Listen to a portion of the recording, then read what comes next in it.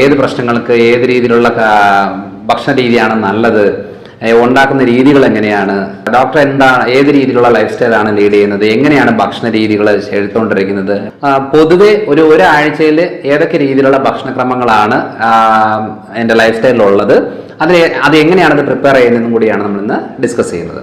Doctor പറഞ്ഞ രീതിയിലുള്ള ആ ഡയറ്റ് ചെയ്തതിന് ശേഷം എൻ്റെ വെയിറ്റ് കുറഞ്ഞു. കാരണം ഈ ചോറ് കഴിക്കുന്നതിന് പകരം മാറ്റി പിടിച്ചു കഴിഞ്ഞാൽ നമുക്ക് ഒത്തിരി രോഗങ്ങൾ ഇല്ലാതിരിക്കാൻ സാധിക്കും. Hello, I M doctor Manoj Johnson. Life style medicine YouTube ചാനലിലേക്ക് സ്വാഗതം. പലതവണയായിട്ട് പല ആളുകളും ചോദിക്കുന്ന ഒരു ചോദ്യമാണ്. കാരണം നമ്മൾ സ്ഥിരമായിട്ട് ഈ ഫുഡ് റിലേറ്റഡ് ആയിട്ടുള്ള കാര്യങ്ങൾ പറയാറുണ്ട്, കുക്കിങ്ങിൻ്റെ രീതികൾ പറയാറുണ്ട്, ഏത് പ്രശ്നങ്ങൾക്ക് ഏത് രീതിയിലുള്ള ഭക്ഷണ രീതിയാണ് നല്ലത്, ഉണ്ടാക്കുന്ന രീതികൾ എങ്ങനെയാണ്, അതിൻ്റെ ഫ്ലെയിമിൻ്റെ ടെമ്പറേച്ചർ, ടേസ്റ്റിൻ്റെ രീതികൾ, ഇതെല്ലാം പറയുമ്പോൾ ഒത്തിരി ആളുകൾ ചോദിച്ചൊരു ചോദ്യമാണ്. അതായത് ഡോക്ടർ എന്താണ് ഏത് രീതിയിലുള്ള ലൈഫ് സ്റ്റൈലാണ് ലീഡ് ചെയ്യുന്നത്, എങ്ങനെയാണ് ഭക്ഷണ രീതികൾ എടുത്തുകൊണ്ടിരിക്കുന്നത്, ഇപ്പോൾ ഒരു ദിവസം ഫുള്ളായിട്ടാണെങ്കിൽ ഏതൊക്കെ സമയത്താണ് കഴിക്കുന്നത്, എന്താണ് കഴിക്കുന്നത് എന്നൊക്കെ പറഞ്ഞ് സ്ഥിരമായിട്ട് ചോദിക്കാറുണ്ട്. കൺസൾട്ടേഷൻ വരുമ്പോഴും ആളുകൾ ചോദിക്കാറുള്ള കാര്യമാണ്. ഡോക്ടർ പറയുന്ന ചില ടിപ്സുകൾ ഞങ്ങൾ ഫോളോ ചെയ്യാറുണ്ട്. ഏത്തക്ക കണ്ടിച്ച് എന്താ പറയുക, നെയ്യിലിട്ട് വഴറ്റി എടുക്കുന്ന രീതികൾ അത് വളരെ ഇഷ്ടമാണ് ഞങ്ങൾക്ക്.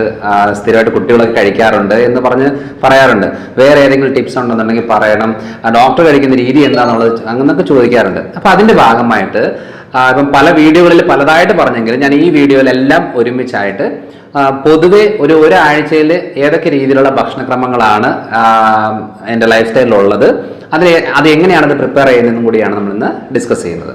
അപ്പോൾ രാവിലെ ഞാൻ എന്തായാലും ഒരു മോർണിംഗ് പേഴ്സൺ അല്ല, അതുകൊണ്ട് ഞാനൊരു 6 മണി ആകാതെ എഴുന്നേക്കത്തില്ല.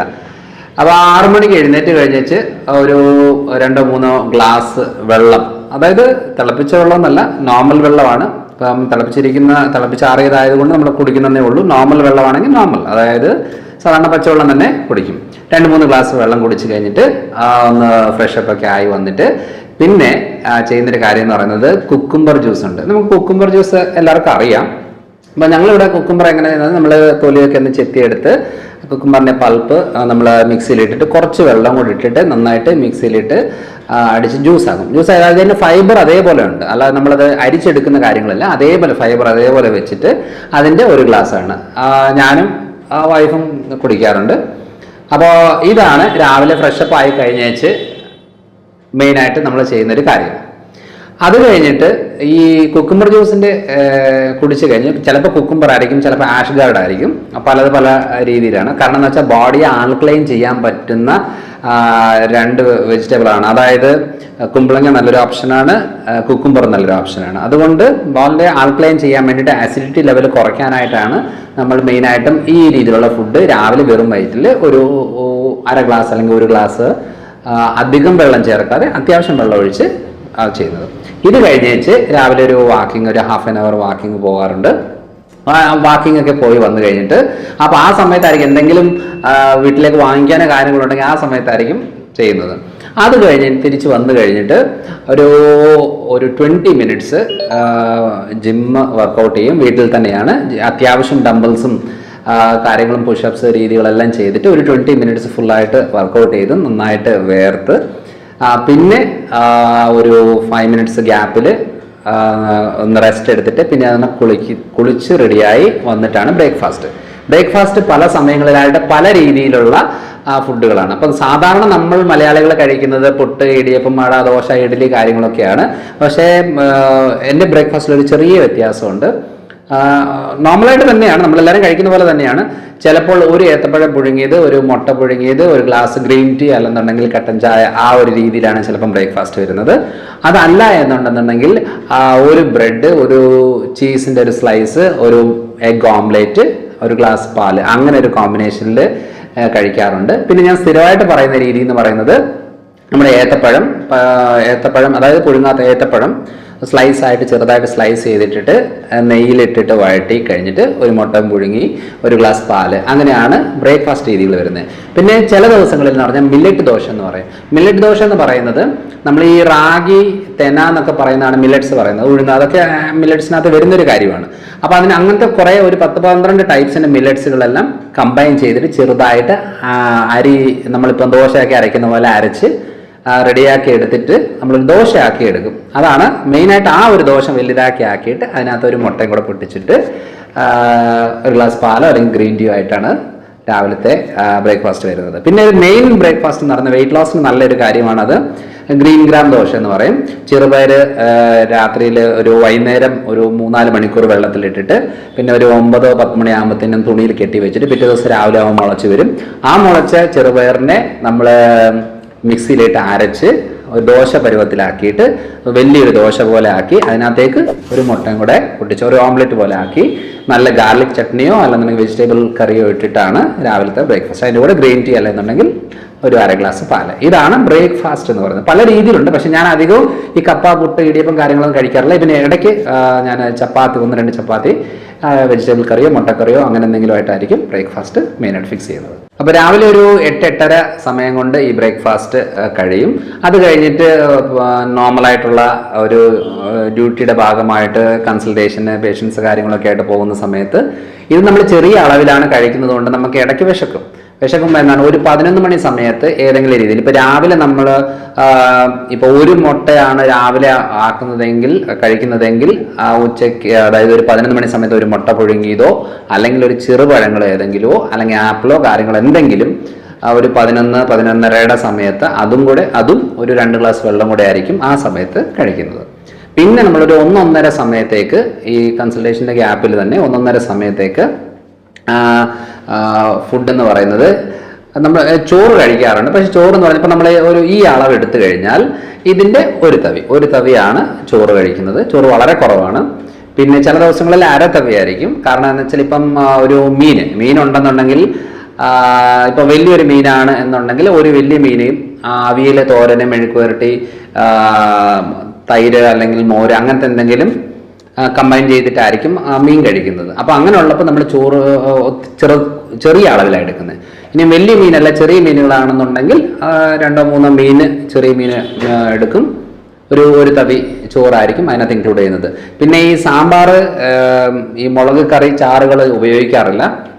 ഏറ്റവും കൂടുതൽ എല്ലാ ദിവസവും ഒന്ന് കാച്ചിയമോര് അല്ലെങ്കിൽ പച്ചമോര് അല്ലെന്നുണ്ടെങ്കിൽ ഇപ്പോൾ തൈര് കുറച്ചൊന്ന് കലക്കി ലൂസ് ആക്കി കഴിഞ്ഞിട്ട് അതിനകത്ത് നമ്മുടെ ഇഞ്ചി, വെളുത്തുള്ളി, സവാളയൊക്കെ ഇട്ടിട്ട് ചതച്ചിട്ട് മുളകിട്ട് അങ്ങനത്തെ രീതിയിലുള്ള ഒഴിച്ച് കറികളാണ് ഉപയോഗിക്കുന്നത് ചോറിൻ്റെ കൂടെ.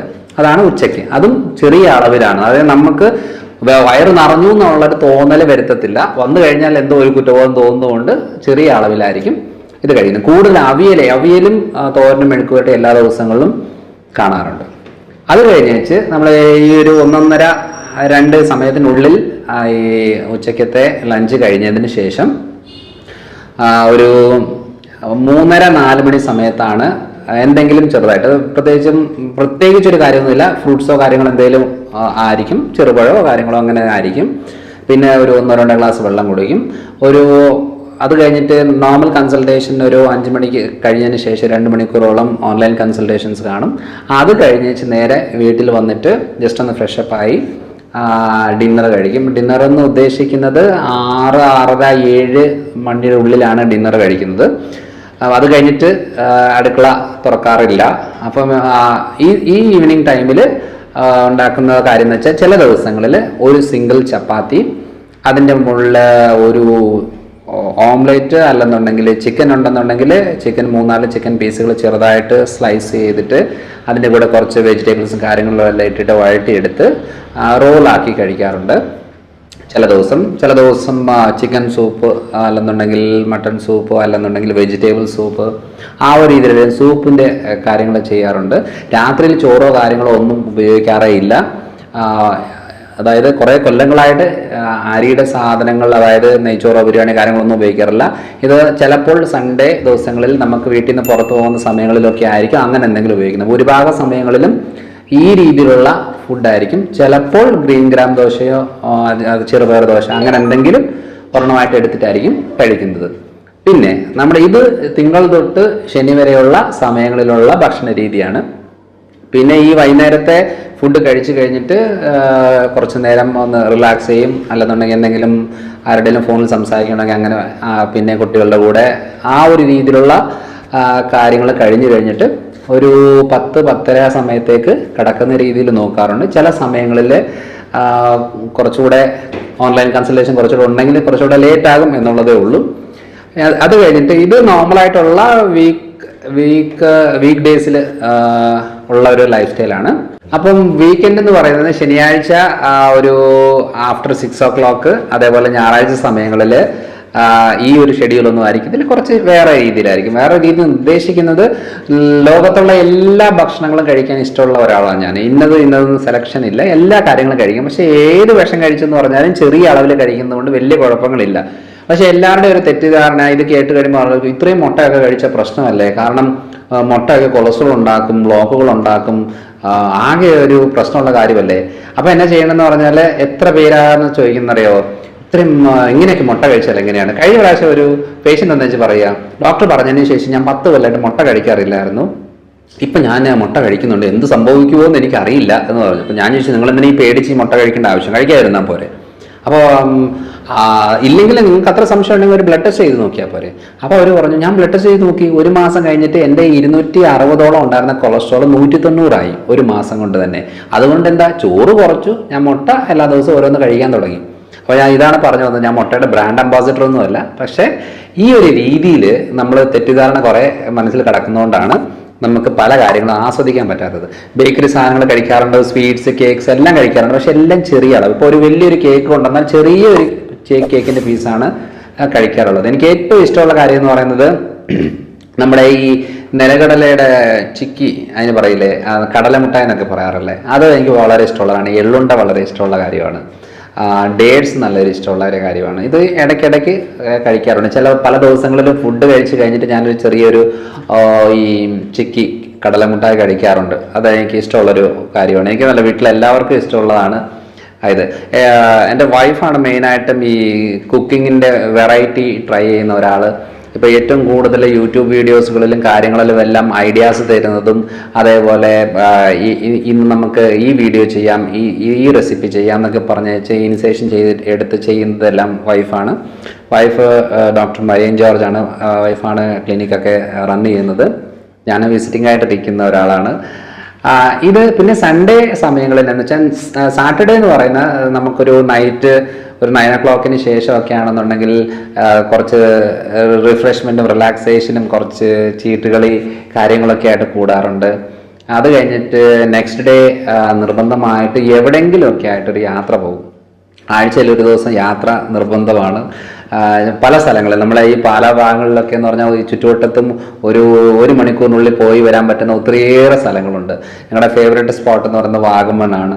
അപ്പം ഒത്തിരി ഏറെ സ്ഥലങ്ങൾ ഇങ്ങനെ പോകാറുണ്ട്. പോകുന്ന വഴികളിലെല്ലാം വീഡിയോ എടുക്കാറുണ്ട്, വ്ളോഗ് ചെയ്യാറുണ്ട്.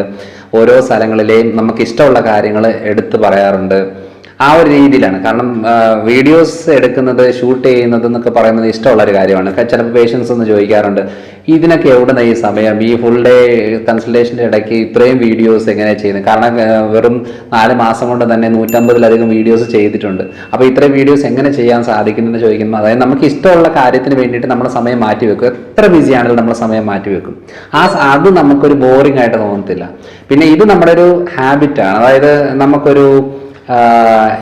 നമുക്ക് ഇഷ്ടമുള്ള കാര്യം എന്താണെന്ന് വെച്ചാൽ, നമ്മൾ ലോകമുള്ളത്രയും കാലം നമ്മളെ ആളുകൾ കാണും, ഈ കാര്യങ്ങളെല്ലാം കാണും. നമ്മളെ കൊണ്ട് പറ്റുന്ന രീതിയിൽ എത്രത്തോളം ഒരു എന്താ പറയുക, ഒരു മോട്ടിവേഷനും ഹെൽപ്പും സമൂഹത്തിന് കൊടുക്കാൻ സാധിക്കുന്ന പറഞ്ഞ വലിയൊരു കാര്യമാണ്. ഒത്തിരി ആളുകൾ പറയാറുണ്ട്, ഡോക്ടർ പറഞ്ഞ രീതിയിലുള്ള ആ ഡയറ്റ് ചെയ്തതിന് ശേഷം എൻ്റെ വെയിറ്റ് കുറഞ്ഞു. കാരണം ഈ ചോറ് കഴിക്കുന്നതിന് പകരം മാറ്റി പിടിച്ച് കഴിഞ്ഞാൽ നമുക്ക് ഒത്തിരി രോഗങ്ങൾ ഇല്ലാതിരിക്കാൻ സാധിക്കും. ഞാൻ എന്തിനാ ഇത്ര കോൺഫിഡൻസോടെ പറയുന്നത് വെച്ചാൽ, ഞാൻ US പ്രാക്ടീസ് ചെയ്യുന്നത് കൊണ്ട് എല്ലാ കൊല്ലവും നമുക്ക് ഒരു ഫുൾ മെഡിക്കൽ ചെക്കപ്പ് ചെയ്തിട്ട് പോകണം. അപ്പോൾ A to Z ചെക്കപ്പ് ചെയ്യുമ്പോൾ ഈ ലൈഫ് സ്റ്റൈലിൽ ഇരിക്കുന്നത് കൊണ്ട് കഴിഞ്ഞ 10-11 കൊല്ലമായിട്ട് ഒരു വെയിറ്റ് ഒരു 2-3 കിലോ അങ്ങോട്ടോ ഇങ്ങോട്ടോ വരുന്നതല്ലാതെ വലിയൊരു വേരിയേഷൻസ് വരുന്നില്ല. വയറ് പ്രത്യേകിച്ച് ഇങ്ങനെ ചാടി വരുന്നില്ല. അപ്പം ബ്ലോക്കുകൾ, അതായത് നമ്മുടെ ഇപ്പം കൊളസ്ട്രോൾ, ട്രൈഗ്ലിസറിഡ്, ഇത്രയും മുട്ട കഴിച്ചെന്ന് പറഞ്ഞാലും എൻ്റെ കൊളസ്ട്രോൾ 160 കൂടുതലൊന്നും പോയിട്ടില്ല. അപ്പം ഈ ഒരു രീതിയിൽ നമ്മൾ പ്രാക്ടീസ് ചെയ്യും. ഒന്ന് ചെയ്ത് നോക്കിയിട്ട് ഓക്കെ കൊള്ളാവല്ലോ എന്ന് പറഞ്ഞ് കുറച്ച് നാൾ അടുപ്പിച്ച് ചെയ്യുമ്പോഴത്തേന് നമുക്ക് അതിൻ്റെ ഐഡിയാസ് മനസ്സിലാവും. പല സമയങ്ങളിലും ഞാനൊന്ന് ട്രൈ ചെയ്തിട്ടുണ്ട്. എനിക്ക് ഉണക്കമീൻ ഭയങ്കര ഇഷ്ടമാണ്, പക്ഷെ ഞാനതിപ്പോൾ കഴിക്കാറില്ല. കാരണം ഉണക്കമീനും പഴങ്കഞ്ഞിയും അതേപോലെ കുറച്ച് തൈരൊക്കെ ഇട്ടിട്ട് കഴിച്ചത് ഭയങ്കര ഇഷ്ടമുള്ള കാര്യം. എനിക്ക് ഭയങ്കര ഈ കോമ്പിനേഷൻ ഭയങ്കര ഇഷ്ടമാണ്. പക്ഷെ അത് കഴിച്ച് കഴിഞ്ഞിട്ട് ഇഷ്ടപ്പെട്ട് കഴിഞ്ഞാൽ ഒരാഴ്ച കഴിച്ചപ്പോഴത്തേനും 3 കിലോ ഒരാഴ്ച കൊണ്ട് കൂടി. അപ്പോൾ ഇത് അടുപ്പിച്ച് നമ്മൾ കുറേ നാളുകളിൽ എടുക്കുന്ന ആളുകൾക്കാണെങ്കിൽ ബ്ലോക്കുകൾ ഗ്യാരണ്ടിയാണ്, ഫാറ്റ് ലിവർ ഗ്യാരണ്ടിയാണ്, ഫൈബ്രോയിഡ് ഗ്യാരണ്ടി ഉണ്ടാകും.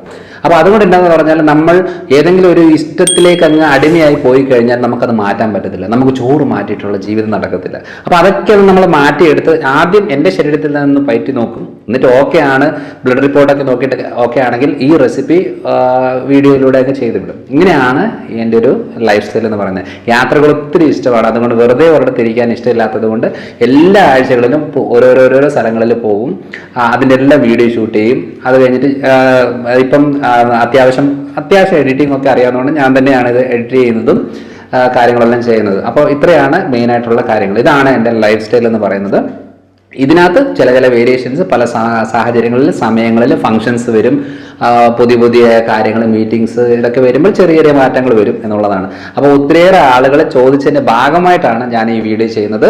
അപ്പോൾ ഇതൊരു ഹെൽത്തി രീതിയിലാണോ എന്ന് ചോദിച്ചാൽ എനിക്കറിയില്ല. കാരണം ഞാൻ അത്യാവശ്യം ബ്ലഡ് ചെക്കപ്പും കാര്യങ്ങളൊക്കെ ചെയ്ത് നോക്കി കഴിഞ്ഞിട്ട് ഇപ്പോൾ ക്രിയാറ്റിൻ കൂടുന്നുണ്ടോ, അടുപ്പിച്ച് കുറച്ച് ദിവസം ചിക്കൻ എടുക്കുവോ, മീൻ എടുക്കുവോ, അല്ലെങ്കിൽ പയർ പരിപ്പുകൾ എടുക്കുമ്പോൾ ക്രിയാറ്റിൻ കൂടുന്നുണ്ടോ, ഉണ്ടെങ്കിൽ അതിൻ്റെ അളവൊന്ന് കുറയ്ക്കുക. അങ്ങനെയൊക്കെ വേരിയേഷൻ നോക്കിയിട്ടാണ് നമ്മൾ ഒരു റെസിപ്പി പറയുന്നത്. അത് എത്ര നാളത്തേക്ക് വേണമെന്നും കൂടി പറയുന്നത്. അപ്പോൾ അടുത്ത തവണ അടുത്തൊരു വീഡിയോ ആയിട്ട് വരാം.